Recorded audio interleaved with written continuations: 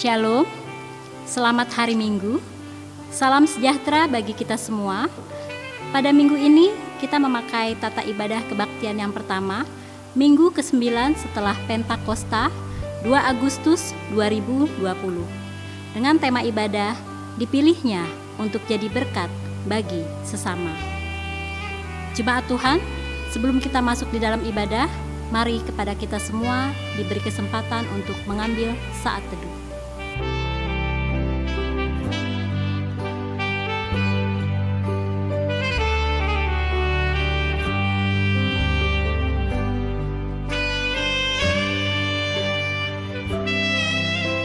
Saat teduh selesai, kami mengundang jemaat Tuhan untuk berdiri.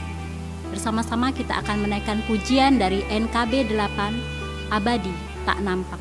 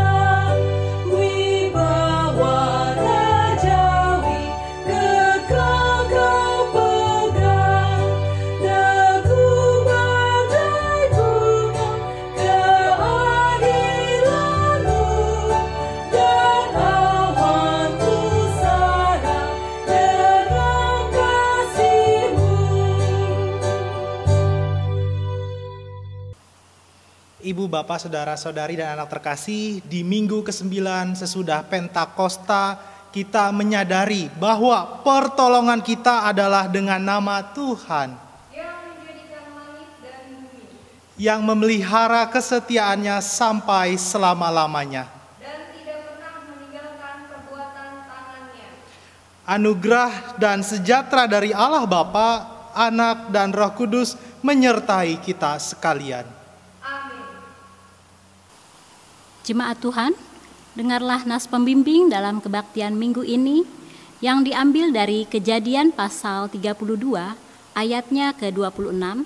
Demikian firman Tuhan berkata, "Lalu kata orang itu, biarkanlah aku pergi karena fajar telah menyingsing."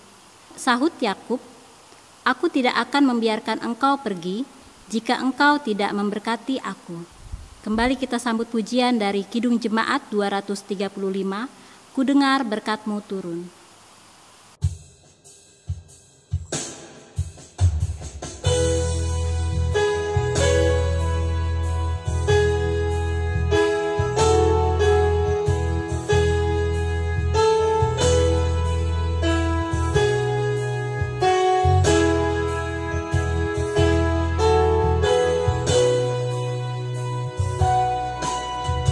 Ku dengar berkat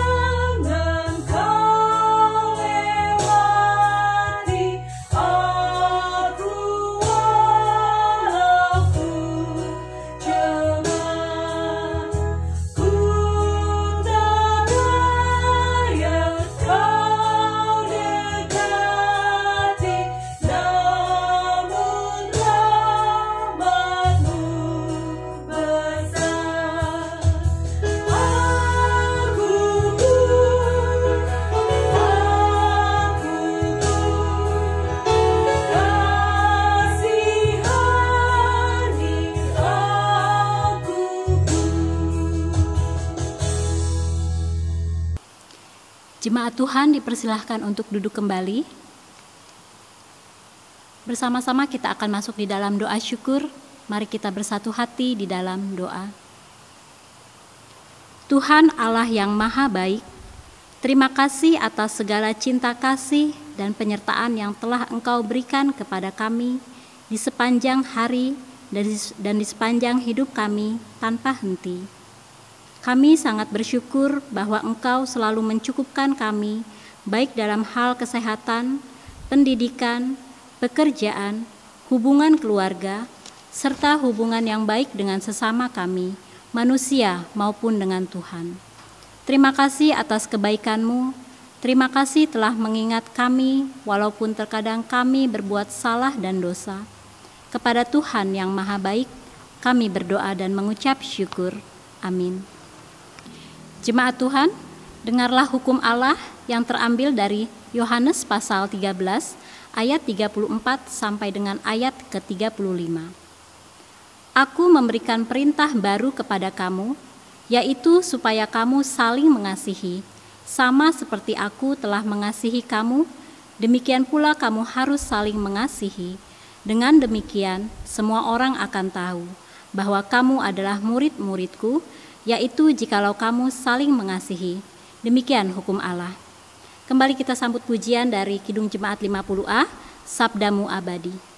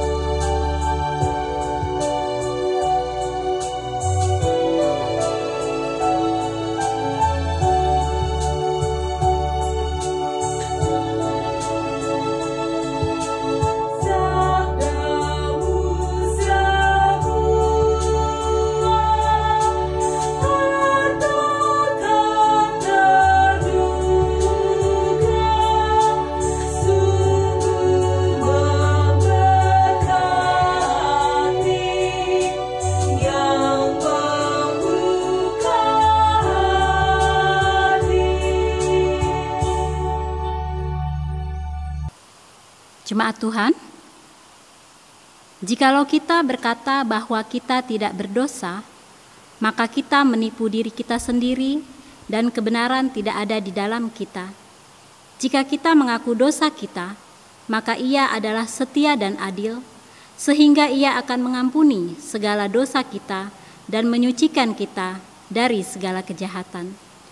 Jika kita berkata bahwa kita tidak ada berbuat dosa, maka kita membuat Dia menjadi pendusta, dan firman-Nya tidak ada di dalam kita.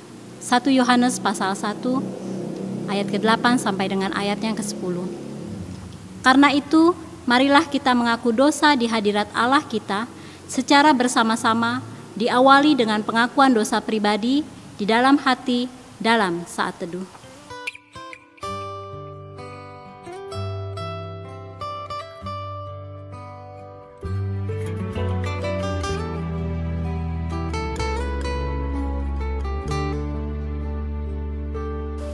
Bersama-sama kita ucapkan, ya Tuhan, kami telah berbuat dosa terhadap-Mu, kami telah berdosa terhadap sesama kami, dalam pikiran, perkataan, dan perbuatan.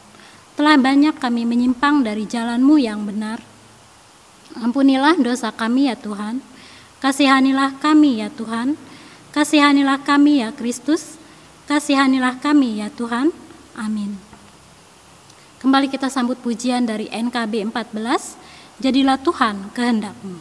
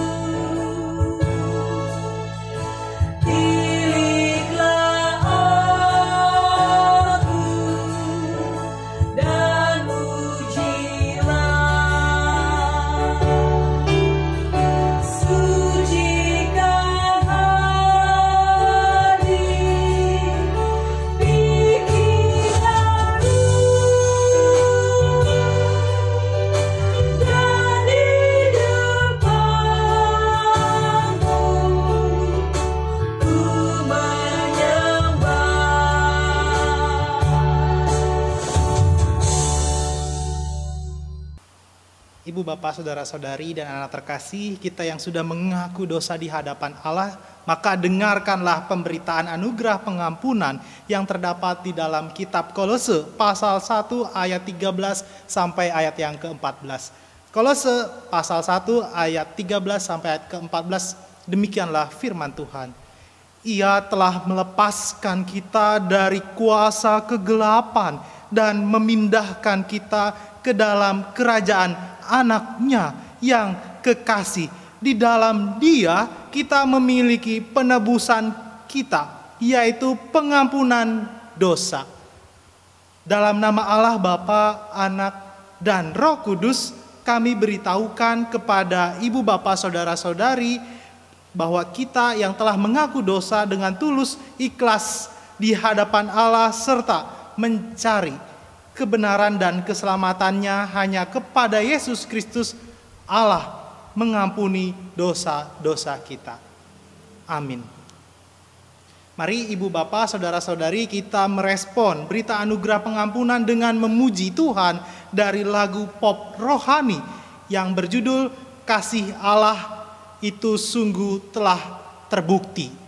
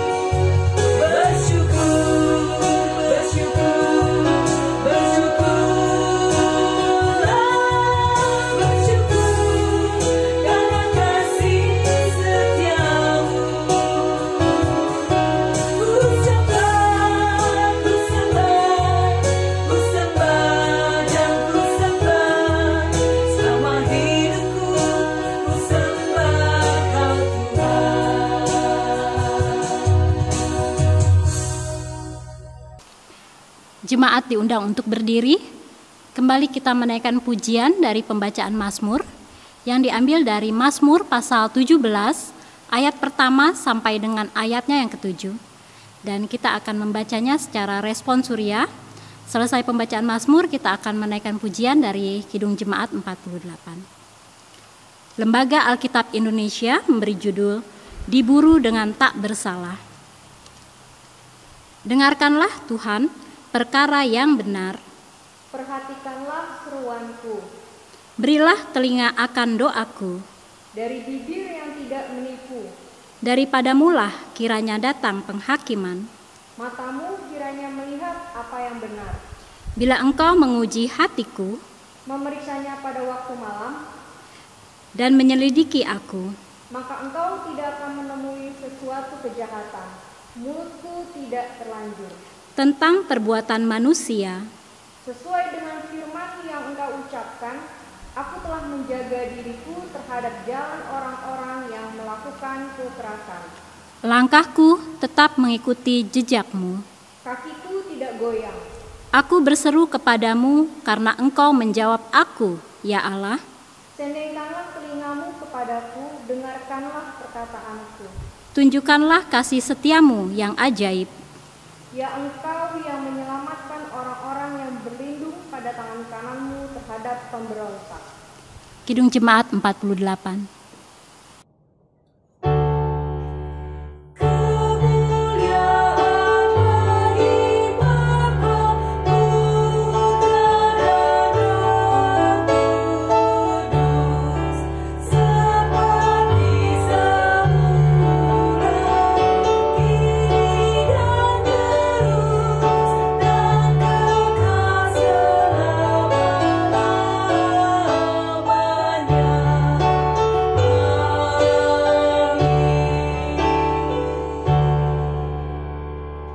Ibu, Bapak, Saudara-saudari, dan anak terkasih, mari kita persiapkan hati dan pikiran kita di dalam doa. Kita bersatu dalam doa. Ya Allah yang Maha Kasih, Allah yang telah menunjukkan karya salib, mati dan bangkit.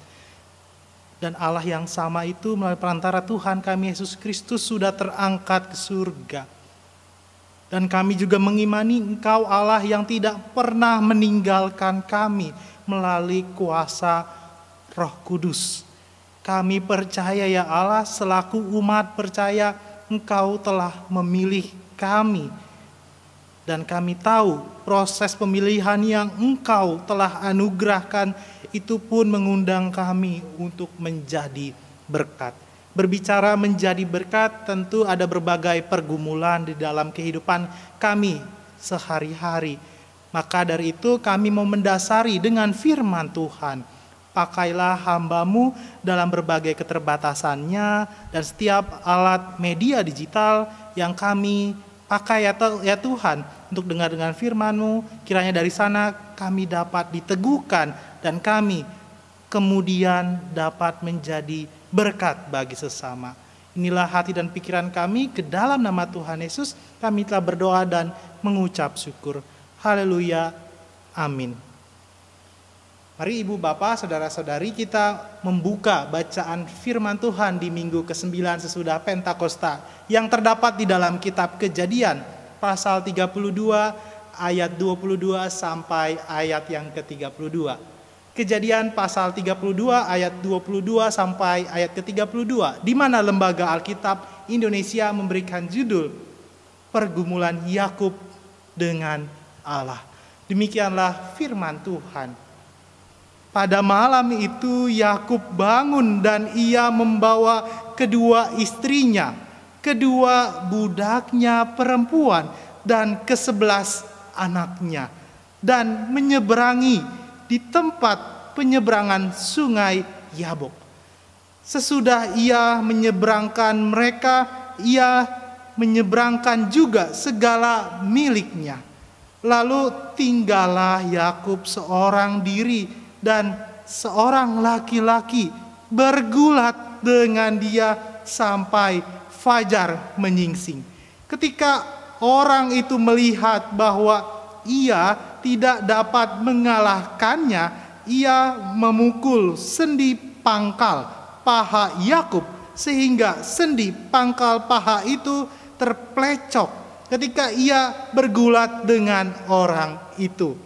Lalu kata orang itu, "Biarkanlah aku pergi karena fajar telah menyingsing."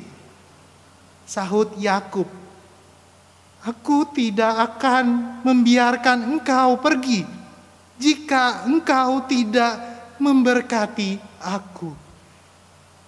Bertanyalah orang itu kepadanya, siapakah namamu? Sahutnya, Yakub. Lalu kata orang itu, namamu tidak akan disebutkan lagi Yakub, tetapi Israel. Sebab engkau telah bergumul melawan Allah dan manusia, dan engkau menang. Bertanyalah Yakub, katakanlah juga namamu. Tetapi sahutnya, mengapa engkau menanyakan namaku? Lalu diberkatinyalah Yakub di situ. Yakub menamai tempat itu Penil, sebab katanya, aku telah melihat Allah berhadapan muka, tetapi nyawaku tertolong. Lalu tampaklah kepadanya matahari terbit ketika ia telah melewati Penil, dan Yakub pincang karena pangkal pahanya. Itulah sebabnya sampai sekarang orang Israel tidak memakan daging yang menutupi sendi pangkal paha, karena dia telah memukul sendi pangkal paha Yakub pada otot pangkal pahanya. Demikian ibu bapak saudara sekalian firman Tuhan. Yang dikatakan berbahagia ialah kita yang tidak hanya membaca dan mendengarkan firman Tuhan, namun melakukannya di dalam kehidupannya sehari-hari. Haleluya.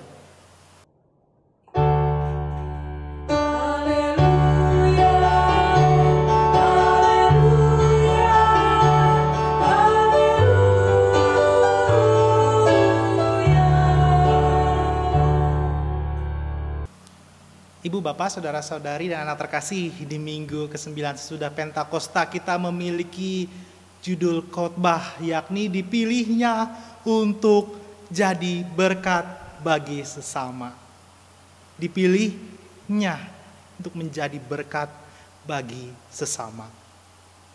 Ada dua aktivitas, maksudnya kita dipilih dan kemudian setelah dipilih ada aksi kemudian menjadi berkat bagi sesama. Nah, berbicara dipilih oleh Allah, kita juga melihat dalam realita yang terjadi di 1 minggu yang lalu.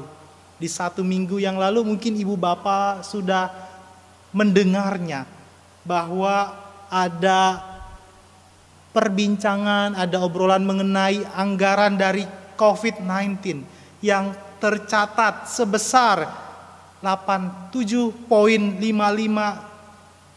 triliun. Semuanya sudah diserap. Akan tetapi 87,55 itu atau triliun itu tidak mencukupi atau mengakomodasi untuk insentif bagi para tenaga medis. Entah itu dokter, entah tenaga perawat, entah tim kesehatan lainnya. Kurang. Kok bisa kurang? Nah, tentu ibu bapak, anak-anak dan saudara-saudari telah melihatnya. Ada berita yang seperti dilihat di samping yang kita lihat di layar kaca ibu bapak. Diceritakan 1 minggu lalu ada pertemuan antara DPR dengan Menteri Kesehatan, dengan Menteri Pendidikan, Menteri Keuangan, dan Satgas COVID-19 dan lain sebagainya. Mereka bertemu dan membicarakan satu problematika atau pembahasan yang beredar di masyarakat. Apa itu? Ada pembahasan mengenai bagaimana dugaan rumah sakit nakal. Bagaimana rumah sakit nakal mengubah data atau status dari pasien demi anggaran besar dari corona atau markup. Terjadi anggaran yang dilebihkan. Maksudnya apa? Data pasien yang diceritakan atau dibahas harusnya tidak kena atau meninggal karena COVID-19, namun dikategorikan demikian. Dan kemudian rumah sakit tersebut memperoleh dana dari pemerintah. Makanya tadi dikatakan ada 87,55 triliun yang sudah diserap oleh beberapa atau organisasi rumah sakit. Namun kok belum dapat mengakomodasi insentif dari tenaga medis. Nah, kita akan melihat tidak berbicara mencari siapa yang salah atau tidak.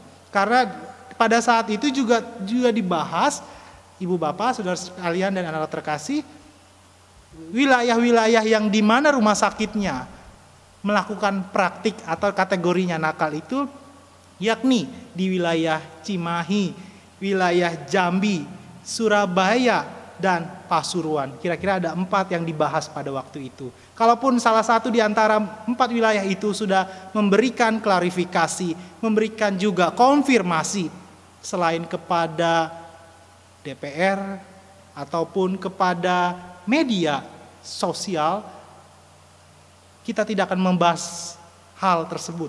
Tapi kita lebih membahas ketika manusia dipilih oleh Allah, itu pertanyaannya mau untuk kepentingannya sendiri, mau untuk profit, keuntungan atau laba sendiri, atau kemudian membaginya bagi orang lain. Tadi ada dugaan, ada rumah sakit yang nakal, anggaran di markup, benar-benar dibesarkan. Kalaupun dia atau pasiennya harusnya tidak meninggal karena COVID, namun dikategorikan demikian. Mereka memperoleh keuntungan di sana. Itu pun juga tanda kalau kita dipilih oleh Allah. Senang tentunya kan Ibu Bapak Saudara sekalian. Wah, ada berbagai berkat yang kita rasakan, tapi jangan dipendam sendirian. Lalu untuk apa? Bagikanlah kepada sesama. Ini ajakan di minggu ke-9 sesudah Pentakosta. Dan kita juga kembali mendasarinya dari seorang yang bernama Yakub.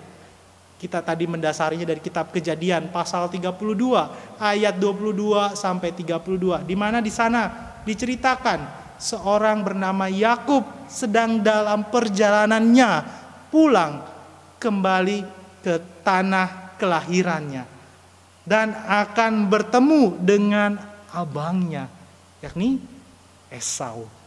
Kita tentu sudah tahu kisah mereka mengapa terpisah. Bukan berarti Yakub ini sedang merantau, tidak Ibu Bapak, saudara-saudari dan anak terkasih. Yakub dicatat dalam Alkitab sedang berselisih, sedang bertengkar dengan Esau. Karena apa? Karena Yakub mencuri hak kesulungan dari Esau.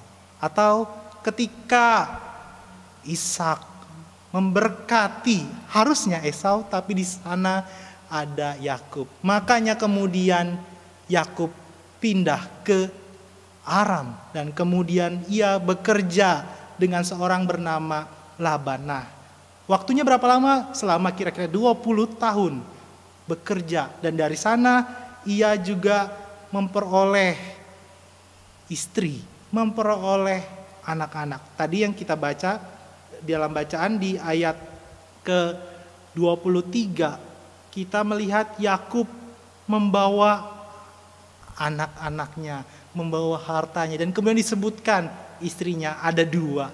Siapa itu? Pertama adalah Lea, dan kemudian yang kedua adalah Rahel. Kemudian ada lagi disebut pelayan atau hamba, atau lebih spesifiknya di ayat ke-22 disebut budak. Maksudnya apa? Jadi Budak itu bahasa kita adalah selir. Jadi selain Lea, selain Rahel ada 2 orang lagi.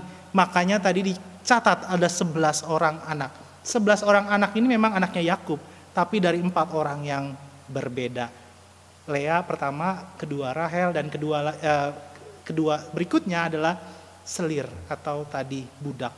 Nah, di sana kita melihat mereka dipindahkan, mereka menyeberangi sungai Yabok. Nah, Ibu Bapak Saudara sekalian, mengapa mereka menyeberang sungai itu? Karena dicatat juga di dalam kitab Kejadian bahwa Esau sudah mempersiapkan 400 orang banyaknya untuk menyambut Yakub dengan euforia, dengan pesta. Tidak ada welcome seperti itu. Yakub takut, makanya ya sudah, kalian pergi saja duluan, biar aku sendirian di sini dulu. Nah, ini yang kita baca dan kita melihat, disitulah proses Allah kembali memilih Yakub. Namun proses pemilihan itu ada pergulatan, ada, kalau bahasa kita, pertengkaran, ada gelut atau perkelahian. Dan kita lihat juga di ayat ke-23, Yakub membawa segala milik dan hartanya kemudian berkelahi. Kemudian dengan seorang laki-laki, tidak disebut kategorinya sebagai apa. Di mana mereka berkelahi, kita akan lihat di dalam peta yang terlihat di layar Ibu Bapak Saudara sekalian. Yakub dan seorang laki-laki berkelahi di sungai Yabok, maaf Ibu Bapak sekalian, Yakub berkelahi dengan seorang laki-laki di sungai Yabok, yang terlihat di dalam layar dilingkarkan berwarna merah. Di sana diceritakan bahwa ada seorang laki-laki bergulat dengan Yakub, tidak diketahui dari mana datangnya, dan Yakub dan seorang laki itu bergulat hingga pagi hari. Peristiwa itu dicatat pada ayat 24, yakni dialami Yakub yang juga, nah Ibu Bapak Saudara sekalian, pergulatan atau perjumpaan dengan seorang laki-laki ini tidak hanya dialami oleh Yakub. Secara intertestament atau secara Alkitab lainnya atau kitab lainnya juga dialami oleh Yosua. Di dalam Yosua pasal 5 ayat 13. Yosua pasal 5 ayat 13, Yosua pun berjumpa dengan seorang laki-laki. Namun 2 peristiwa ini, Yakub di sungai Yabok bertemu dengan seorang laki-laki, Yosua berjumpa dengan seorang laki-laki juga. Mereka peristiwanya berbeda. Yakub berkelahi sampai hampir fajar atau pagi hari, sementara Yosua tidak. Yakub tidak memperoleh nama laki-laki itu, tapi Yosua mengetahuinya. Makanya tadi di Yosua pasal 15 ayat 13, Yosua bertanya kepada seorang laki-laki itu, dan laki-laki itu menjawab, "Aku panglima bala tentara Tuhan." Wah, Yosua mengetahui seorang laki-laki. Sementara Yakub tidak. Namun nanti kalau dibaca lebih lagi di ayat berikutnya juga kita ketahui bahwa Yakub mengetahui dia sedang bergulat dengan Allah. Lalu mengapa ada perbedaan di sana antara Yosua dengan Yakub? Yakub berkelahi, Yakub kemudian pangkal pahanya pun dipukul, sementara Yosua tidak. Yosua kok tahu bahwa laki-laki itu bernama atau dijuluki sebagai panglima bala tentara Tuhan? Mengapa? Kita akan melihat perbedaannya.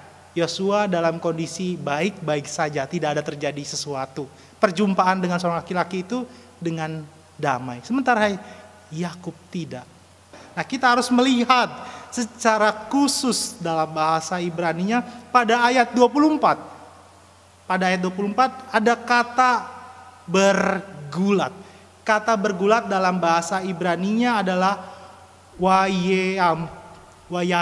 Wayabi ini, Ibu Bapak Saudara sekalian dan anak terkasih, wayabi ini atau berbicara dalam literatur Inggrisnya adalah grapple, atau kalau Indonesia tadi kita baca bergulat. Bergulatnya Kalau secara negatif pukul-pukulan, tidak ada tafsiran yang mengatakan hanya sebatas touch atau sentuhan. Kalaupun sentuh, kenapa harus sampai fajar? Nah, itu yang kita tidak ketahui karena bacaan kita ini adalah catatan dari budaya lisan kemudian menuju budaya tulisan. Maksudnya dari apa? Dari omongan-omongan kemudian baru ditulis. Ditulisnya oleh siapa? Berabad-abad lamanya. Dan ada tafsir yang mengatakan yang tulis bacaan kita ini adalah Musa. Untuk memperlihatkan apa? Kita akan melihat fokus kepada kata wayabi tadi. Kata bergulat tadi. Dalam pergulatan itu mereka lakukan antara Yakub dengan seorang laki-laki itu tidak hanya sebatas tradisi timur dekat. Memang betul mencari solusi, mencari apa nih hukuman bagi seorang bernama Yakub. Memang betul. Apakah hanya sebatas karena dosa? Tidak. Tapi juga berbicara untuk kemudian mencari solusi. Wayabi tadi, bergulat tadi itu, ibu bapak sekalian, kita mengetahui di sanalah Yakub sedang bergumul di dalam doa dan memohon kepada Allah untuk memohon berkat. Wayabi tadi dalam tradisi atau bahasa Ibraninya. Di situ ada pergulatan, ada perkelahian, tapi tadi tidak fisik, tapi touch. Maksudnya apa? Ada sentuhan. Apa sentuhan yang paling jelas dan secara teologis? Yakub pada saat bacaan kita ini, kita lihat dia sedang memohon kepada Tuhan di dalam doa. Tadi di awal dijelaskan. Lea, Rahel, dan kedua selirnya, dan bersama 11 anaknya, bersama pelayan, bersama harta bendanya sudah nyebrang. Tinggal Yakub saja di sungai Yabok tadi. Bergumul tentu Yakub. Dan ia memohon apa? Memohon supaya Esau tidak marah kepadanya. Dan kemudian dalam permohonan itu simbolisasinya bergulat dengan Allah. Artinya kalau kita baca harafiah di situ bukan berarti Yakub sedang merasa tidak salah mengambil hak kesulungan dari Esau, tidak. Dia tidak sedang defense. Wah, bukan, ini haknya saya loh. Saya harusnya memperoleh berkat sebagai kesulungan dari Ishak, tidak. Tapi Esau marah tentu. Yakub tahu kemarahan dari abangnya itu. Makanya dia memohon sampai bergulat. Bahkan sampai fajar. Kita pun mengetahui di sana pada ayat 25 seorang lelaki itu tidak dapat mengalahkan Yakub. Dan seorang laki-laki itu kemudian hanya memukul sendi pangkal paha Yakub sampai terplecok. Bahkan kemudian sesudah dari peristiwa itu, Yakub jalannya terpincang, tidak seperti biasanya.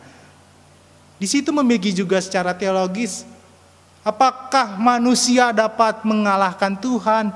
Apakah di dalam doa kita pada saat ini bisa mendikte Tuhan? Tidak, ibu bapak sekalian. Di minggu ke-9 sesudah Pentakosta, kita yang sudah dipilih oleh Allah bukan karena kita sudah mendikte Tuhan, tidak. Tapi karena kita sudah memenangkan. Memenangkan apa?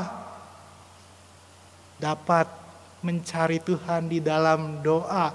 Sekalipun ada kesesakan, sekalipun ada ketakutan, ada kekhawatiran seperti Yakub. Dia khawatir. Abangnya Esau tadi marah. Dia mengambil waktu untuk sendiri dan berdoa. Pada momen itu, Yakub sebagai seorang pemenang. Kalau sebagai manusia tadi, waduh, dia punya harta benda, punya ternak, punya 11 anak, bahkan 4 pasangan, Lea, Rahel, dan kedua selirnya, bahkan 11 anak tadi. Dia bisa saja menjadikan mereka sebagai hamba dari Esau. Tapi tidak, itu manusiawi. Ada barter untuk memperoleh damai, tidak. Tapi makanya Yakub memilih diri untuk sendiri di sungai Yabok yang tadi dalam peta, untuk kemudian berdoa kepada Tuhan. Nah, ini yang disebut kategori menang. Lalu apakah tadi kembali lagi Allah bisa kita dikte di dalam doa? Tidak. Lalu di mana Allah itu menangnya? Nah, ibu bapak sekalian, kalaupun Yakub akhirnya sendi pangkal pahanya, kemudian terpukul sehingga dia terplecok atau pincang, di sana ada perubahan yang dibuat oleh Allah. Artinya apa? Kita selaku umat percaya memohon berkat, dan Tuhan kabulkan berkat melalui berkat-berkatnya. Tidak hanya berbicara kita menang melalui doa kita, tapi kemudian berbicara sebenarnya Tuhanlah yang sesungguhnya menang. Menang dalam arti apa? Dia mengubah hidup kita, dan itu harus selaras dengan tingkah laku kita sehari-hari. Nah, itu maksud kategori dipilih oleh Allah. Kita selaku umat percaya sudah dipilih oleh Allah. Kita dilepaskan dari ketakutan, dari kekhawatiran, dan dari berbagai pergumulan hidup. Kita sudah dipilih oleh Allah. Tapi kemudian kita diajak untuk menjadi berkat bagi sesama. Orang lain tentu belum merasakan terpilih. Karena apa tadi? Masih ada ketakutan, masih ada kekhawatiran, seperti halnya mungkin saja orang-orang alami Yakub. Mereka takut mungkin dibunuh, takut kekerasan dan lain sebagainya. Ambil waktu untuk sendiri seperti Yakub di sungai Yabok, dan kemudian menangkanlah melalui doa, seperti Yakub telah bergulat dengan seorang lelaki, dan itu adalah sejenis perjumpaan atau teofani. Dari perjumpaan dengan Allah itu kita memang menang di dalam doa, tapi Tuhanlah yang memenangkan. Tuhan memberkati dan kemudian mau hidup kita pun berubah. Sederhana sekali. Hidup Yakub paling sederhana, apa yang berubah? Dia tidak dapat berjalan seperti sebelumnya. Ini tafsiran yang sangat logis. Hidup paling sederhana dia berubah adalah tidak dapat berjalan dengan sehat. Dia terplecok kakinya. Tapi apakah dia kemudian marah kepada Tuhan? Tidak, dia memiliki hidup. Dan kemudian dia menjadi berkat. Bukti nyata berkatnya adalah 11 anak itu menjadi bangsa Israel. Makanya tadi namanya bukan lagi Yakub yang awalnya memiliki konotasi buruk sebagai penipu, tapi kemudian di sana memiliki pemaknaan Allah yang menang. Kata Israel yang tadi kita baca di ayat 29 sampai ayat 32, Yakub awalnya berarti penipu, tapi kemudian diganti oleh Allah menjadi Allah yang menang. Makanya dalam bahasa Ibraninya Israel itu Israel. Di dalam kata Israel itu Allah menang atas orang-orang yang bergumul dengan Allah, atas orang-orang yang bertahan sampai akhir. Dan itu kemudian tanda setiap orang yang dipilih oleh Allah dan menjadi berkat bagi sesama adalah dia bertahan sampai akhir. Tadi Yakub diganti nama menjadi Israel. Itu dalam bahasa Ibraninya Israel tadi. Orang yang bertahan sampai akhir. Tentu sulit, tentu tidak mudah. Terus harapkan Tuhan yang membangun iman kita. Bukan karena kekuatan kita, tapi karena kekuatan dari Allah. Untuk kemudian kita dapat merespon pilihan dari Allah dan kemudian menjadi berkat bagi sesama. Lalu bagaimana menjadi berkat bagi sesama kalaupun saya sedang bergumul, kalaupun saya sedang sulit? Kita juga memiliki satu contoh dan kisah nyata yang telah dilakukan. Ibu bapak saudara sekalian dan anak terkasih tentu tahu ada seorang bernama Mother Teresa. Dia hidup di tahun 1910 sampai tahun 1997. masih dekat, 1907 yang lalu dia baru meninggal. Mother Teresa menceritakan dalam pengalaman hidupnya ketika melayani di Kalkuta. Saat itu dia membawa sekantong beras dan ia berikan kepada salah satu keluarga yang kategorinya tidak mampu. Dan kemudian seorang ibu dari keluarga itu memberikan sekantong beras itu kepada orang-orang lain yang pada saat itu masyarakatnya di Kalkuta sedang mengalami kesulitan, mengalami kemiskinan. Tentu Mother Teresa atau Bunda Teresa kaget dan bertanya, "Mengapa kamu melakukan itu?" "Karena saya sudah dipilih untuk memperoleh berkat sekantung beras. Dan kemudian saya mau memakai berkat ini bagi sesama. Kalaupun saya butuh, kalaupun saya sebagai keluarga terbatas secara ekonomi, tapi saya sudah dipilih untuk menerima berkat. Dan saya mau pakai berkat ini menjadi berkat bagi sesama." Ini kisah nyata Mother Teresa di tahun hidupnya 1910 sampai 1997. Ia mengalami kesaksian. Kita pun yang sudah dipilih oleh Allah diberikan berkat keselamatan dan bagikan berkat keselamatan itu kepada sesama. Itulah tanda di minggu ke-9 sudah Pentakosta. Kita dipilih untuk menjadi berkat bagi sesama. Hadirkanlah damai sejahtera Allah yang sudah memberikan keselamatan bagi sesama. Tentu tidak mudah, tentu sulit, tentu penuh ketakutan seperti Yakub. Ambil waktu sendiri dan bergulatlah dengan Allah di dalam doa. Dan kemudian ketika Allah sudah memberkati, Allah juga rindu mau kita memiliki hidup yang berubah. Selamat dipilih oleh Allah dan jadilah berkat bagi sesama. Tuhan memberkati kita. Amin. Jemaat Tuhan, kami undang untuk berdiri. Marilah kita mengucapkan pengakuan iman percaya kita bersama-sama melalui pujian dari Kidung Jemaat 280, Aku Percaya.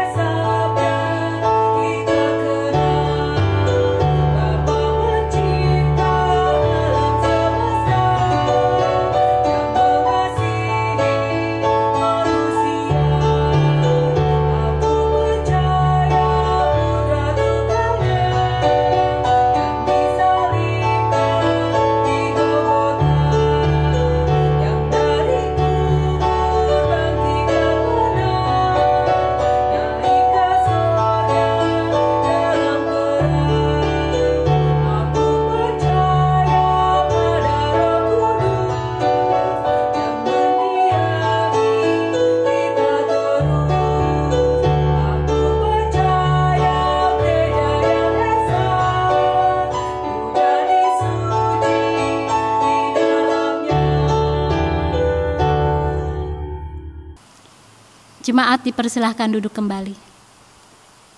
Kita masuk dalam persembahan. Marilah kita memberikan persembahan dengan mengingat firman Tuhan yang terambil dari 1 Tawarik pasal 16 ayat ke-29. Berilah kepada Tuhan kemuliaan namanya, bawalah persembahan dan masuklah menghadap Dia, sujudlah menyembah kepada Tuhan dengan berhiaskan kekudusan. Sambil memberikan persembahan, kita mengangkat pujian dari pelengkap Kidung Jemaat 145, Aku Melangkah ke Rumah Tuhan.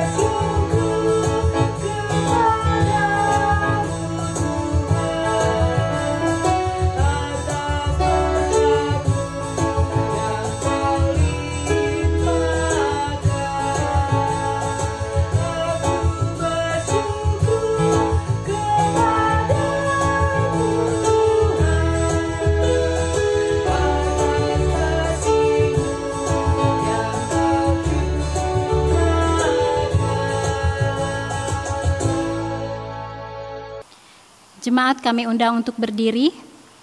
Bersama-sama kita akan menaikkan doa persembahan. Mari kita bersatu hati di dalam doa. Ya Allah yang maha baik, Engkau melimpahkan berkat dan anugerah dalam kehidupan kami setiap saat. Kami bersuka cita sebab dengan ketulusan hati kami dapat memberikan persembahan ini sebagai satu persekutuan yang beribadah kepadamu.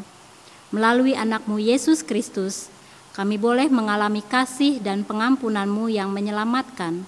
Kini, kami menyerahkan persembahan ini ke dalam pemeliharaan-Mu. Ya Bapa, untuk memperluas pekerjaan dan pelayanan gereja-Mu, agar berkenan bagi-Mu dan menjadi berkat demi keadilan dan kesejahteraan sesama manusia. Dalam nama Tuhan Yesus, sumber hidup kami berdoa. Amin. Jemaat dipersilahkan untuk duduk kembali. Bersama-sama kita akan membaca warta jemaat.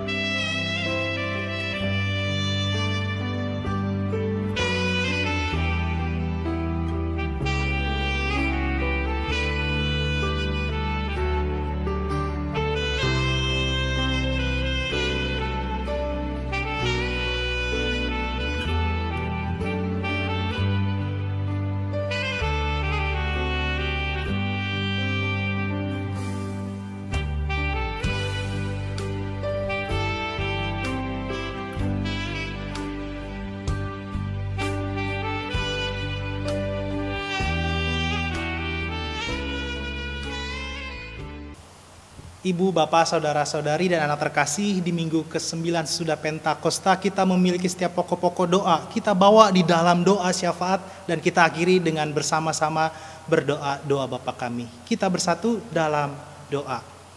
Ya Allah yang maha pengasih, Allah yang kami kenal melalui perantara Tuhan kami Yesus Kristus, dan Allah yang tidak pernah meninggalkan kami oleh kuat dan kuasa Roh Kudus.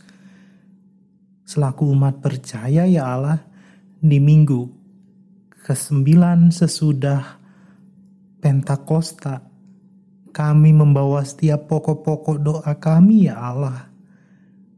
Dan secara khusus, pokok-pokok doa tersebut kami dasari karena kami telah Engkau pilih dan kami diundang untuk jadi berkat. Atas pemilihan yang Tuhan telah lakukan, kami mau terus diperlengkapi dan melakukannya di dalam kehidupan kami sehari-hari. Kami mau menjadi orang-orang yang dipilih dan diberkati oleh Allah. Tentu dalam berbagai berkat, baik kesehatan, baik talenta, materi, pekerjaan, ataupun banyak lainnya ya Allah. Kami tahu selaku umat percaya, kami menjadi orang yang mungkin tidak setia, namun kami kembali diteguhkan bahwa Engkau adalah Allah yang setia, Allah yang telah memilih kami, dan kami diundang menjadi berkat. Secara khusus kami belajar dari Yakub dan imannya yang begitu kuat atas hal yang ia lalui di Sungai Yabok. Tuhan, kami telah membaca dan merenungkannya. Kalaupun kami tahu mungkin kami seperti Yakub, memiliki pengalaman kehidupan yang tidak sesuai dengan kehendak Allah. Mungkin ada di antara kami yang pernah dan sedang melakukan penipuan, melakukan kecurangan, melakukan dendam, bahkan menyebabkan orang lain memiliki konflik dengan kami. Kami mau belajar ya Allah untuk terus diubahkan Tuhan seperti Yakub yang Engkau sudah pilih ya Allah, dan utamanya diubahkan dalam kehidupannya. Kami pun selaku umat percaya mengimani proses pemilihan yang Engkau berikan dan berkat yang Engkau sediakan bagi kami. Kami mau syukuri dengan memiliki hidup yang menjadi berkat bagi sesama kami. Tuhan, tentu itu bukanlah hal yang mudah. Kiranya kami tidak menyimpan berkat yang Engkau telah berikan kepada kami. Namun kami, baik selaku pribadi maupun selaku persekutuan ya Allah, dapat menjadi berkat bagi sesama. Kami terus belajar, kami terus mengimani, dan utamanya berjuang untuk merealisasikannya dalam kehidupan kami sehari-hari, dalam berbagai keterbatasan kami, atau bahkan dalam kelebihan kami ya Allah. Kami mau ingin menjadi berkat, karena Allah sudah menganugerahkannya kepada kami. Dan kami percaya berkat itu tidak pernah berkesudahan. Berkat itu selalu melimpah di dalam kehidupan kami pribadi lepas pribadi. Kalaupun ada pihak di antara kami yang kemudian masih berusaha, masih memperjuangkan, masih sulit untuk kemudian menyalurkannya, kami berharap Tuhan menyentuh kami seperti Yakub yang Engkau telah sentuh dan ubahkan, sekalipun dalam proses yang menyakitkan, yakni pangkal paha dari Yakub ya Allah. Kami tidak tahu bagian apa dan bagaimana yang Tuhan ubahkan dalam kehidupan kami. Namun kami mau tetap Tuhan senantiasa pilih, dan kami rindu Tuhan pakai untuk menjadi berkat bagi sesama kami.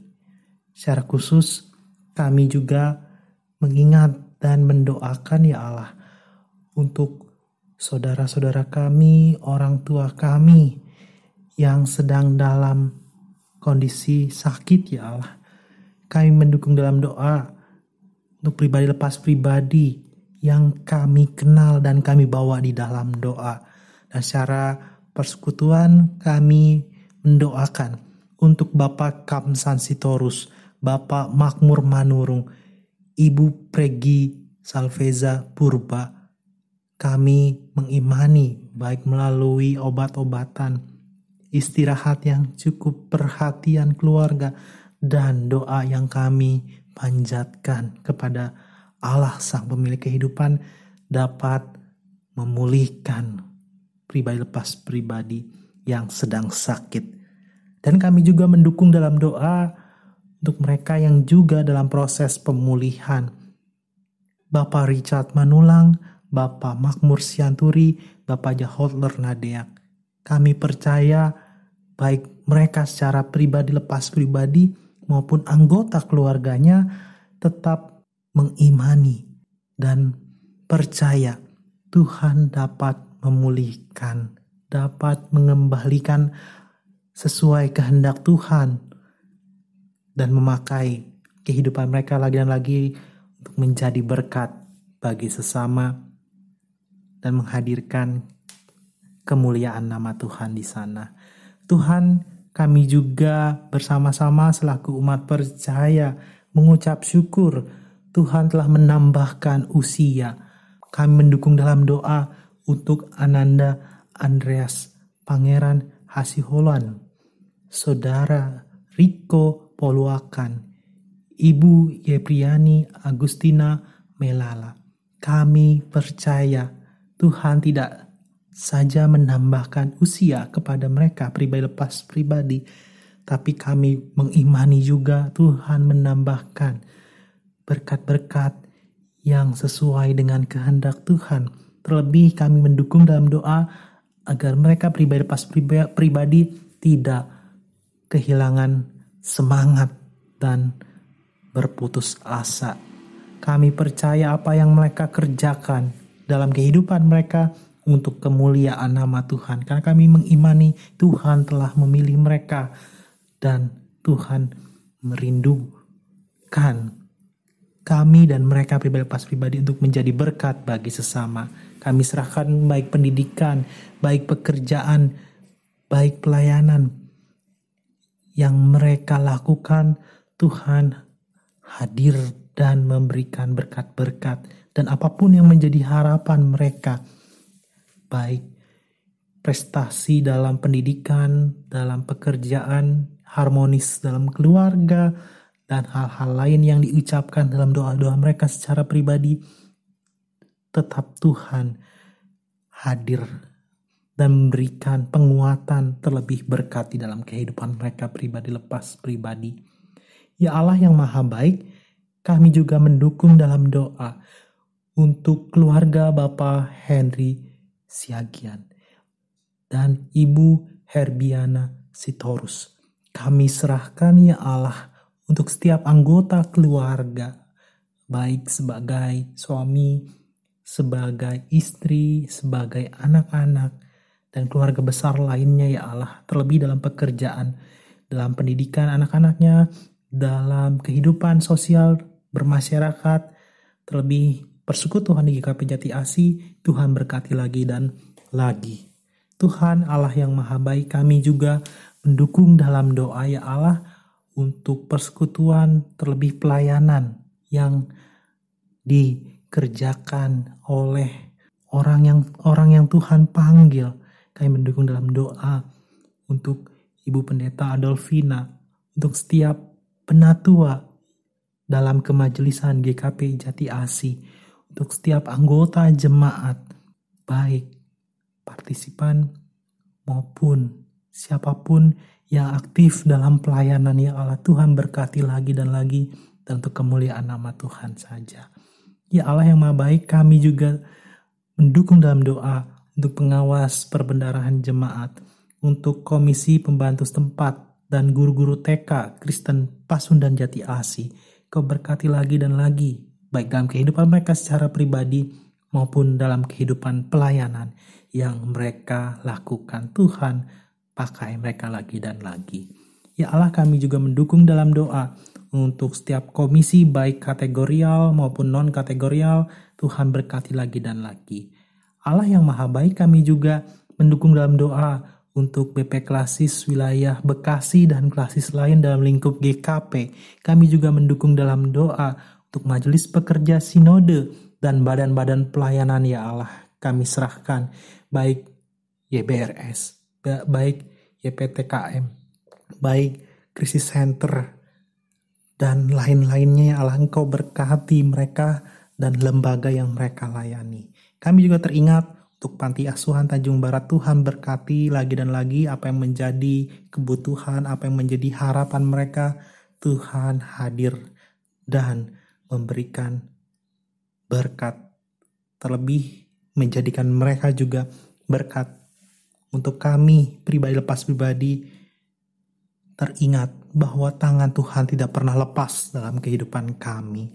Ya Allah yang maha baik, kami juga mendukung dalam doa untuk bangsa Indonesia. Kami menyerahkan untuk Bapak Presiden Joko Widodo hingga aparatur negara. Secara khusus ya Allah, untuk tim medis ya Allah, baik dokter, tenaga perawat, dan siapapun di dalamnya ya Allah. Kau berkati mereka. Terlebih untuk satuan keamanan, baik dari aparatur masyarakat maupun Salpo PP, kepolisian, bahkan tentara ya Allah, yang terus melakukan sosialisasi protokol kesehatan agar mereka juga Tuhan lindungi dan dijauhkan dari penyakit apapun. Teringat kami juga mendukung dalam doa untuk mereka yang sedang bergumul akibat sakit atau dampak dari COVID-19 ini ya Allah. Kami serahkan baik mereka ODP, PDP, suspek, dan mereka juga anggota keluarganya yang telah Tuhan panggil. Tuhan berikan penghiburan kepada mereka sekalipun ada anggotanya yang sudah meninggal. Tuhan Allah yang maha baik, kami juga mendukung dalam doa. Kiranya mereka pribadi tidak berputus asa dan kehilangan iman.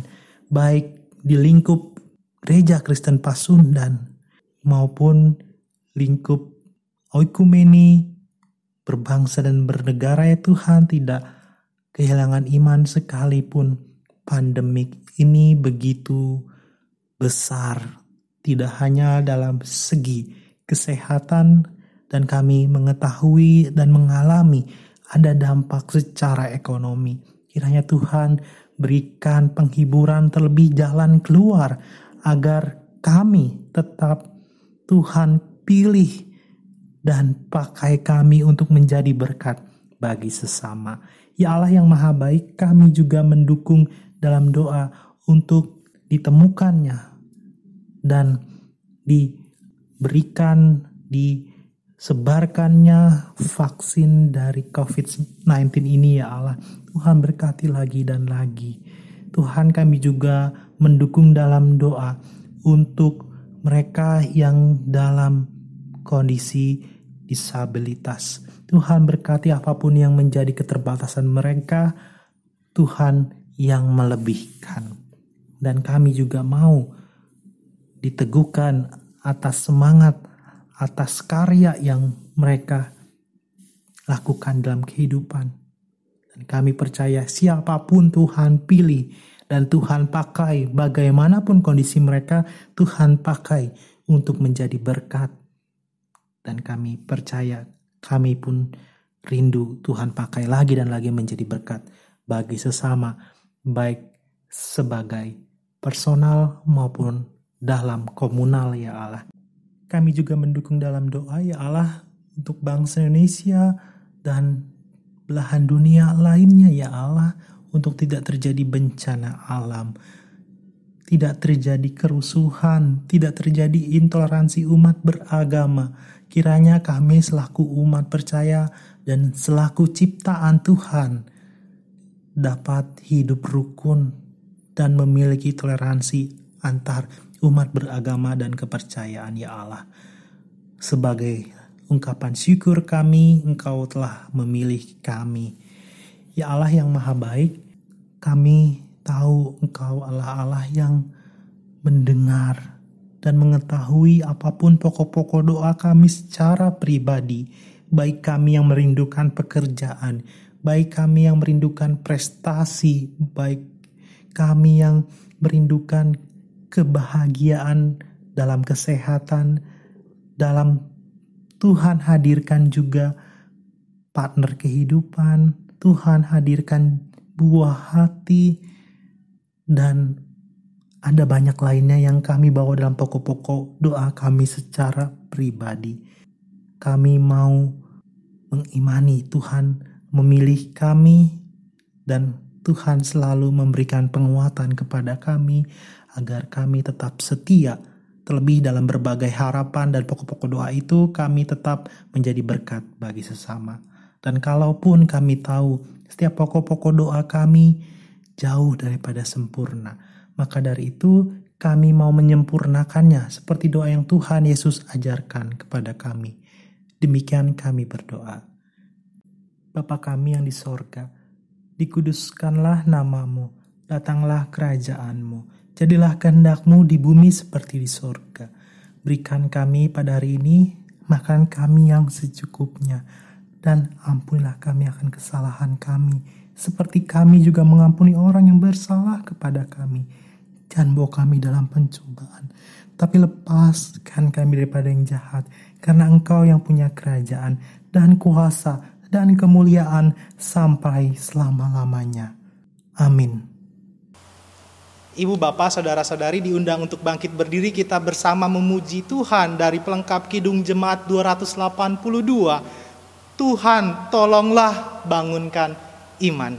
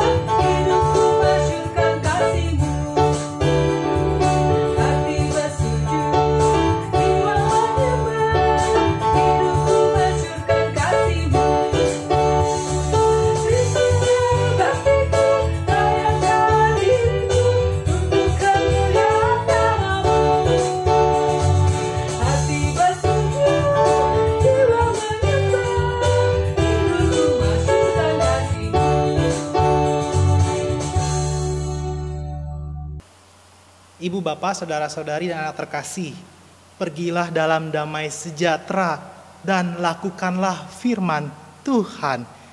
Kita sebagai umat percaya sudah dipilih untuk menjadi berkat bagi sesama. Seperti Yakub yang sudah dipilih oleh Allah, dia memohon melalui doa. Ada pergulatan, ada pergumulan, bahkan cukup lama sampai pagi. Namun ketika Tuhan sudah memberikan berkat kepada Yakub dan kita, tidak berarti kita pasif, tapi kemudian kita diajak untuk menjadi berkat bagi sesama. Maka dari itu, itulah berita pengutusan dan kita akan memohon dan menerima berkat dari Tuhan. Kasih karunia Tuhan Yesus Kristus dan kasih Allah dan persekutuan Roh Kudus menyertai kita sekalian. Amin.